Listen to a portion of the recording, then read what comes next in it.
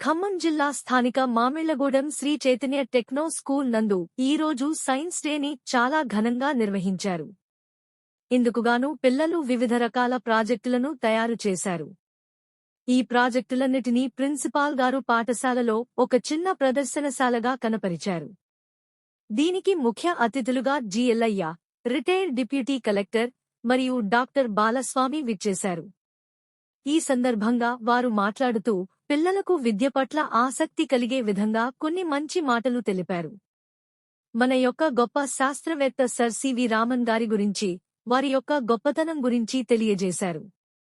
అలాగే పిల్లలు అందరూ కూడా భవిష్యత్తులో ప్రయోజకులు కావడానికి ఎలాంటి కృషి చేయాలో తెలియచేశారు.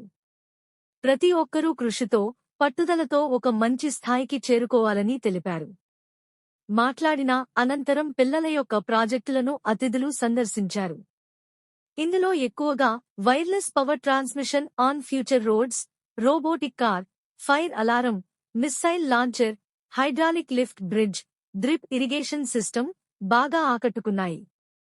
ఇందుకుగాను పిల్లలందర్నీ అతిథులు అభినందించారు. ఈ కార్యక్రమానికి విద్యాసంస్థల chairman Mallempati Sridhar, director Srividya, DGM Chetan, principal Neeraja, academic coordinator Krishnarao, dean Saidubabu, primary incharge Harika, science అధ్యాపక బృందం, చంద్రశేఖర్, నాగమల్లిక మరియు విద్యార్థులు, ఉపాధ్యాయులు, తల్లిదండ్రులు పాల్గొన్నారు.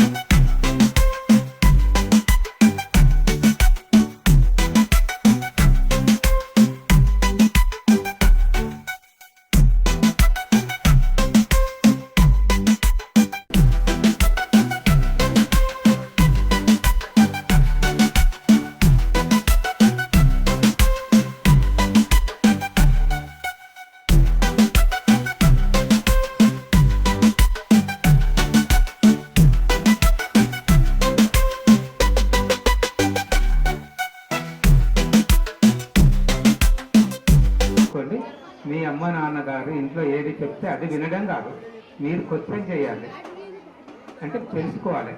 మీకు తెలియని అన్ని కూడా మీ అమ్మ నాన్నలతోటి స్కూల్కి వచ్చిన తర్వాత మీ స్కూల్ టీచర్స్ తోటి కలిసి మీకున్న డౌట్లన్నీ కూడా క్లారిఫై చేసుకోవాలి. అటువంటి అన్ని మీరు తెలుసుకోవాల్సిన అవసరం ఉంది. ఆ విధంగా తెలుసుకున్నటువంటి వాళ్ళే మనకున్నటువంటి సైంటిస్టులు. మన ఇంట్లో ముందు వాతావరణం ఎక్కడి నుంచి మొదలవుతుంది? ఇంట్లో నుండి మొదలవుతుంది. ఈ మధ్య ఒక తల్లి తన కొడుకు గురించి, తన పిల్లల గురించి ఒక మాట చెప్పింది. నా కొడుకు ఏది చెప్తే అది వినగలిగేటోడు కాదు, నన్ను క్వశ్చన్ చేసేవాడుగా ఎదగాలని అట్లా పెంచుతున్న నా కొడుకునని చెప్పింది. మీరందరూ కూడా పిల్లలు మీ తల్లిదండ్రులతో ఆ విధంగా మెలగాలని ఆలోచిస్తున్నాను. అట్లనే మీకున్నటువంటి ఫ్యాకల్టీ, మీ టీచర్స్, మీ స్టాఫ్ కూడా మీ పిల్లలు, ఎందుకంటే తల్లిదండ్రులు ఈ పిల్లల్ని మీ చేతిలో పెడుతున్నారు. మీరేం చేస్తున్నారో, మీరు వాళ్ళకి ఎంత మీ నుంచి ఎంత వాళ్ళు నేర్చుకోగలుగుతున్నారో అది మీరు ఒకసారి ఆలోచించాలి. ఎందుకంటే సమయం ఎంతో విలువైంది. ఆ సమయాన్ని సద్వినియోగం చేసుకోవడమే మనం చేయాల్సినటువంటి ముఖ్యమైనటువంటి విషయం. అది పిల్లలైనా పెద్దలైనా. అబ్దుల్ కలాం లాంటి వాడు ఏమన్నాడు? ఆయన ఒక గొప్ప సైంటిస్ట్. మరి అటువంటి పెద్ద మనిషి మనకు ఒక చిన్న సలహా ఇచ్చాడు. నాకేమి తెలియదు, నాకు తెలిసింది చాలా కొద్దిగా. ఆయన ఏమంటాం? మిసైల్ మ్యాన్ అంటాం మనం. ఏమంటాం ఆయనను? Missile man. ఆయన ఒక పైలట్ కావాలనుకున్నాడు, కానీ ఏరోనాటికల్ ఇంజనీరింగ్ చేసి అతను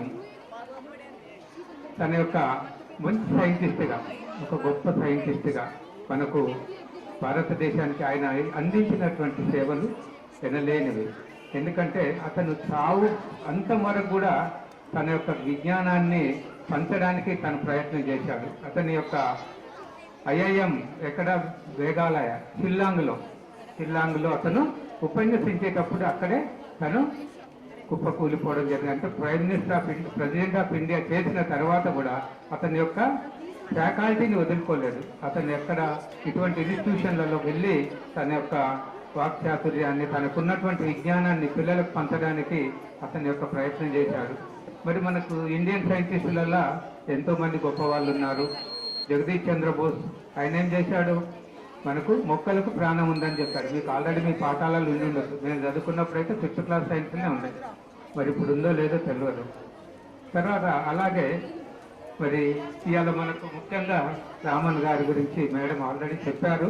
మరి సైన్స్ డేగా, మన నేషనల్ సైన్స్ డేగా ప్రభుత్వం గుర్తించి మనకు భారతదేశం అంతటా కూడా ఈ యొక్క పర్వదినాన్ని జరుపుకోవడానికి పిల్లలకు ఇన్స్పిరేషన్, పిల్లలకు కూడా ఈ యొక్క ఇటువంటి ప్రోగ్రామ్స్ ఆర్గనైజ్ చేయడం వల్ల ఏంటి, మీకు ఒక మంచి ఇన్స్పిరేషన్ కలుగుతుంది. అంటే అతని యొక్క ఆలోచన విధానం, అతని యొక్క invention of the new item, new issues, అంటే కొత్తగా తెలుసుకోవాల్సినటువంటి ఎన్నో విషయాలను కూడా అతను